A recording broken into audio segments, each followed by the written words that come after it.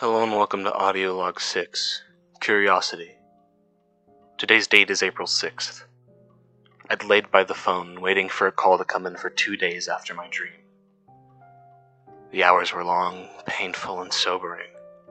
I'd stayed there motionless on the floor, staring at the grid-patterned concrete roof. I let my eyes wander to the drab concrete walls occasionally. I didn't have enough strength to roll over and look at the floor, but on the second day of lying there I'd gotten adventurous enough to crawl to the edge of the bed and let my head hang off. On April 6th, the phone finally rang. I didn't let it toll more than twice before I snatched it and eagerly spoke a greeting. The voice on the other end of the line sent a jolt through my body, as it wasn't Max's or Jackie's. Mr. Ellis had called. Good morning, Donovan. Hey, I hope you're feeling better, but I can't let you stay in that concrete room forever. Isolation is no good for the brain. I mean, look what happened to Jackie. Poor thing. Though, this should be easier than the rescue team work. Mine and Group W dug into a cave, one we know isn't just another mysterious hole. I need you to see how deep it goes. See if it leads to anything. I didn't get a chance to respond before the line fell dead. I lazily dragged myself onto the floor and popped open my thus far untouched suitcases.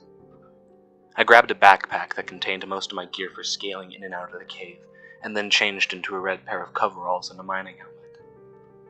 I opened the entrance door of my room for the first time since I'd arrived, and headed to the elevator. Even after just 3 days, the elevator reeked of sweat and labor. The elevator stopped at the ground floor, and I headed to my assigned truck in the parking lot. I unenthusiastically pulled myself into the driver's seat and stuck the keys into the ignition. Mining Group W was stationed halfway between the northern boundary of the project and the square hole. I still couldn't think about the latter without my head buzzing. After driving for a few minutes, I arrived at Mining Group W's site. Mining Group W was composed of 3 men. Admittedly, I don't remember their names like I did the members of Mining Group H.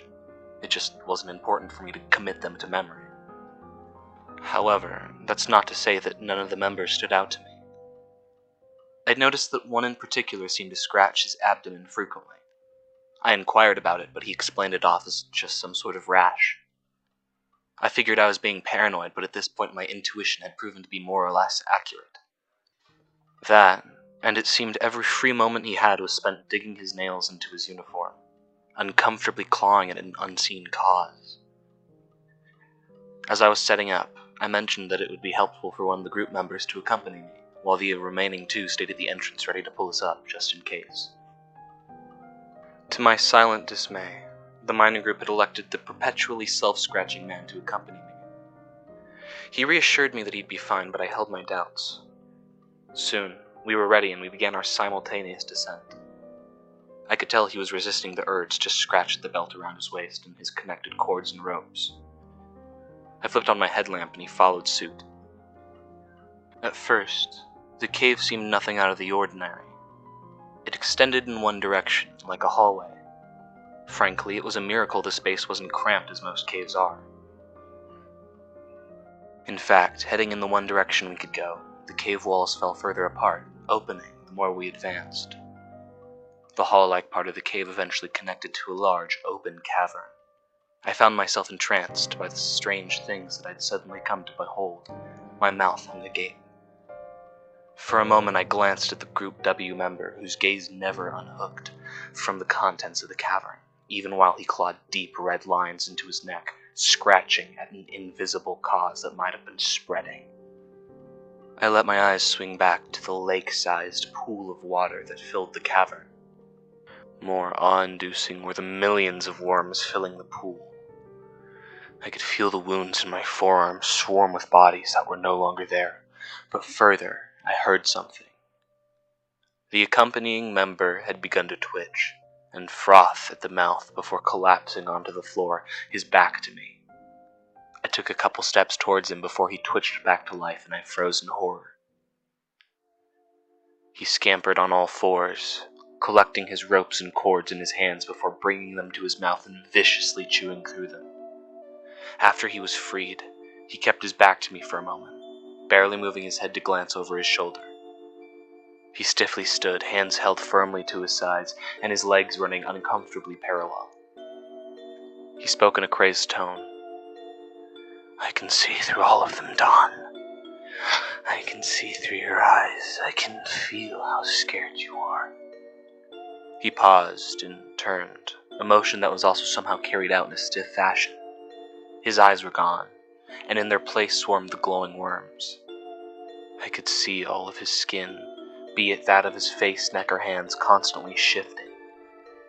The worms had taken their full effect.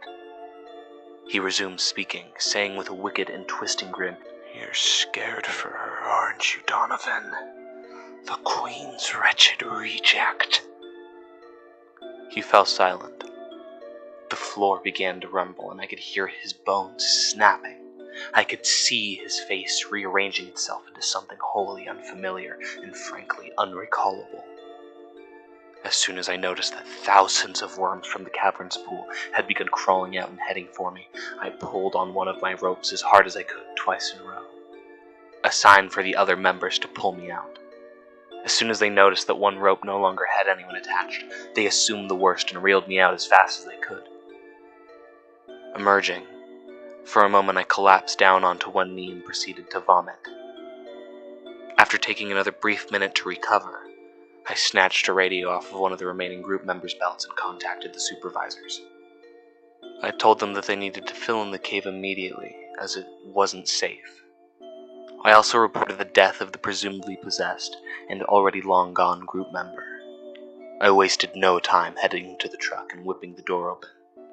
I took the keys in my right hand and continuously plunged them at the ignition, my hands shaking with a sense of urgency nobody else was aware of. As soon as I got them in, I slammed my foot on the gas and left the dig site with a trail of dust. I thought about heading to Kripea, but something told me that I needed to check on Jackie and Max. I was done waiting for a phone call. I was done with worms and cryptic riddles. I wanted it to be over. I wanted to finally get to the bottom of everything that had happened.